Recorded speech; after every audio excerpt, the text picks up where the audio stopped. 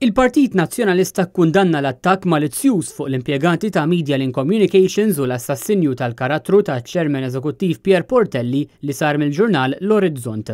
Il-fabrikazzjonijiet li ġew ippubblikati huma infondati, malizzjużi u maħruġin minn email Falz maħluq biss biex ixerred Jigdeb u biex jagħmel ħsara lil medja u l-reputazzjoni tal-Partit Nazzjonalista.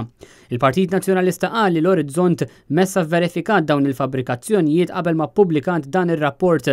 Lanqas li tista' tagħmel L-Orizzont huwa li tiskuża ruħha u tirtira r-rapport qarrieqi mill-aktar fiss.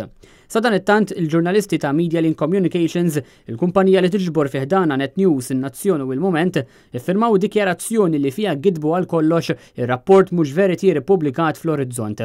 Id-dikjarazzjoni firmata mill-ġurnalisti ta' Media.Link Communications saret wara rapport li fih ingħatat l-impressjoni li fih dan il-medja tal-Partit Nazzjonalista hemm gwerra maċ-Chairman Eżekuttiv Pierre Portelli. Il-ġurnalisti ta' Media.Link iddikjaraw li qatt ma kienu parteċipi fil-ħolqien ta' rapport ta' 18-il paġna kif allegat L-Orizzont u wis iżjed qatt ma bagħtu b'email dan l-allegat rapport lil ħadd u wis iżjed lill-kmamar tal-aħbarijiet ta' midja oħra. Il-ġurnalisti ta' Media.Link żidu jiddikjaraw li ħadd mill-Kamra tal-Aħbarijiet tal-Orizzont jew xi kamra tal-aħbarijiet oħra ma prova jivverifika magħhom l-allegazzjonijiet li l-Orizzont ippreżentat bħala fatt u azzjoni min-naħa tagħhom. Sa dan it-tant il-Gazzetta L-Orizzont intalbet ukoll miċ-Chairman Eżekuttiv ta' Media.Link Pierre Portelli biex tippubblika dritt tal-risposta li fiha Portelli qal li r-rapport tal-Orizzont u rapport qarrieqi u mhux veritier għaliex ġie ġenerat minn email fażull maħluq minn individwu li l-iskop tiegħu biss li jagħmel ħsara lill-istess Chairman u lill-medja tal-Partit Nazzjonalista. Mill-verifika li saret minn service providers ta' Media.Link Communications irriżulta bl-iżjed mod skiet li l-ebda email bħal dik pubblikata minn L-Orizzont ma ntbatet mill-indirizz news@netmedia.com.mt.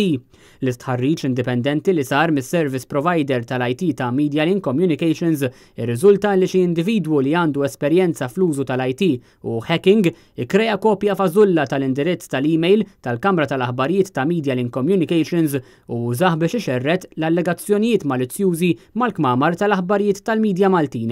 Il-provi kollha u traċċi diġitali li juru l-ħolqien ta' dan l-email fażull inġabru kollha mis-service provider u ġew moddija lil Media.Link Communications. Fl-istess dritt tar-risposta Pierre Portelli żied li L-Orizzont għażlet li tippubblika l-allegazzjonijiet infondati u malizzjużi kontrih mingħajr ma verifikat il-fatti qabel xerdet dawn l-allegazzjonijiet. L-Orizzont setet faċilment ivverifikat jekk l-email li minnu rċevit l-allegazzjonijiet kienx awtentiku jew le. L-Orizzont setet ukoll ivverifikat mal-ġurnalisti ta' Net News jekk kienu xuma li bagħtu l-allegazzjonijiet kiteb Pierre Portelli fl-ittra li bagħat lill-Orizzont.